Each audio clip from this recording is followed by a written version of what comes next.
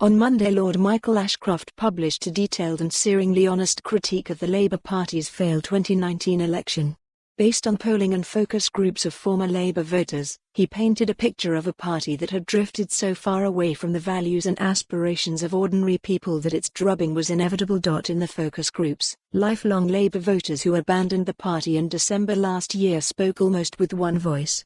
They said the manifesto was a joke, that the party was hostile to business owners, and that the giveaways and tax rises were just not credible. On Tuesday, I asked one of the contenders for the Labour leadership, Emily Thornberry, whether she had read this new analysis.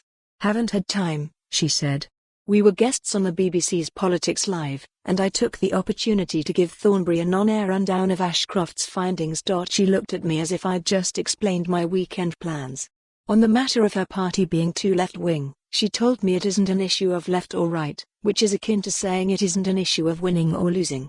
Thornberry won't win, so perhaps her refusal to confront reality doesn't matter, but front-runner Sir Keir Starmer should certainly be prepared to learn the lessons of defeat." Plenty of former Labour voters are crying out for a return to centre-left pragmatism. One such voter was in the audience for a Labour leadership debate on the Victoria Derbyshire show yesterday. To large applause in the studio, he lambasted Labour's 2019 manifesto and the party's self-indulgent slide into student politics. He then declared that he backed Starmer for the leadership on the grounds that he'd drag the party back towards the centre. Starmer's face was a picture.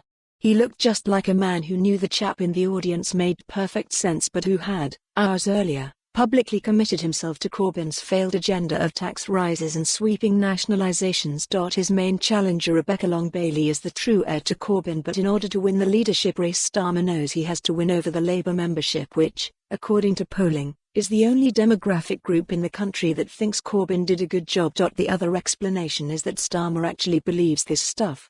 Either way, it's a pretty depressing state of affairs, and anyone who thinks Starmer is going to emerge as a centrist Blairite is due a rude awakening. As I suggested after the election, Corbyn may shuffle off to his allotment, but his influence and hold over the Labour Party is set to endure, whether through accident or design. While it may be premature to say so, the job of the next leader is not to become Prime Minister. It would require an even bigger shock than last year's election to achieve, but to return the Labour Party to political respectability. The only candidate who could do that. For more on this story, visit the news article link.